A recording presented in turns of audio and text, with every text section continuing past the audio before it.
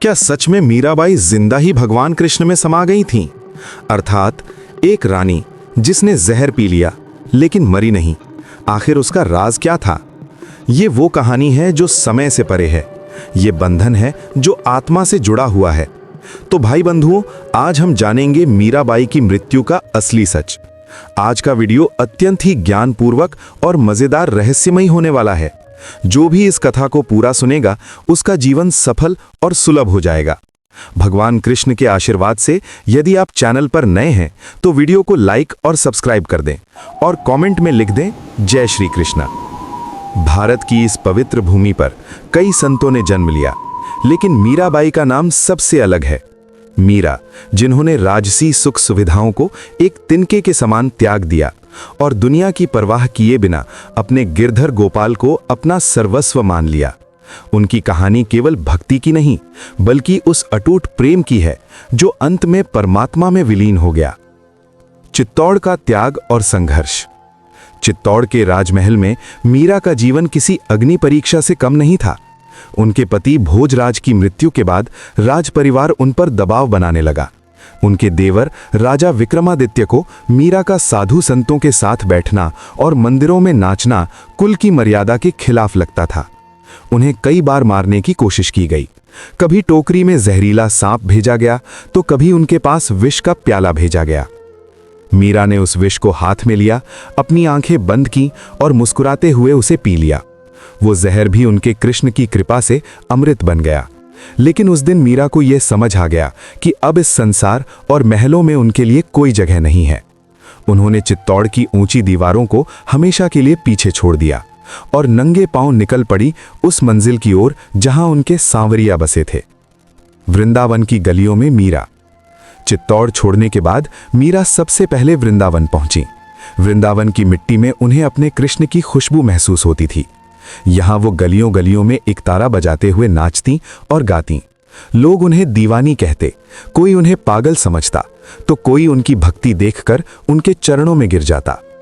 वृंदावन में रहकर मीरा ने यह सिद्ध कर दिया कि भक्ति के मार्ग पर न कोई ऊंच नीच होती है और न ही कोई बंधन। वहां के जीव गोस्वामी जैसे बड़े विद्वान भी उनकी भक्ति और ज्ञान को देखकर दंग रह गए।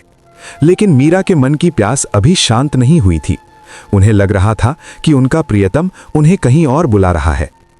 द्वारिका का सफर और भक्ति का चरम। अपने जीवन के अंतिम वर्षों में मीराबाई गुजरात के द्वारिका पहुंची। द्वारिका, जहां भगवान कृष्ण रणछोड़ जी के रूप में विराजमान हैं। यहां पहुंचकर मीरा को ऐसा लगा जैसे उन्हें अपनी मंजिल मिल गई हो। वो दिन रात मंदिर के आंगन में भजन गाती और अपने कृष्ण की मूर्ति के सामने नृत्य करती। उनकी आंखों से बहने वाले आंसू उनके गहरे प्रेम और विरह की गवाही देते थे। समय बीतता गया और मीरा की प्रसिद्धि चारों तरफ फैल गई। लोग दूर दूर से इस राजकुमारी भक्त का दर्शन करने आने लगे। लेकिन इसी बीच चित्तौड़ में हालात बहुत खराब हो गए।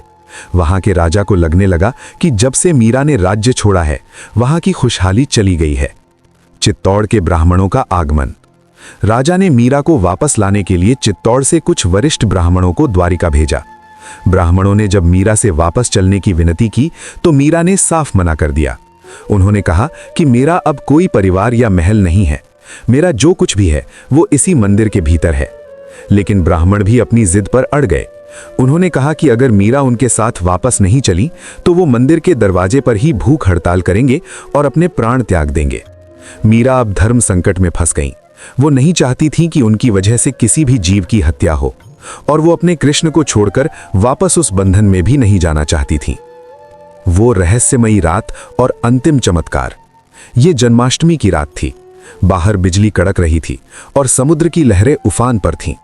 मीरा बहुत व्याकुल थीं। उन्होंने मंदिर के गर्भगृह में प्रवेश किया और भगवान रणछोड़ जी की मूर्ति के सामने रोते हुए अपना दुख सुनाने लगीं। उन्होंने कहा, हे प्रभु, अब ये संसार मुझे जीने नहीं देगा। मैंने सब कुछ आपके लिए छोड़ दिया। अब मुझे अपने चरणों में जगह दे दो।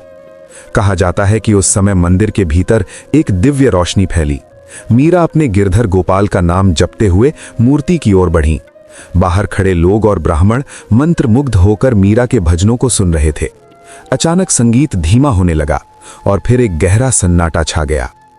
अंतिम मिलन। भक्त और भगवान एक हो गए।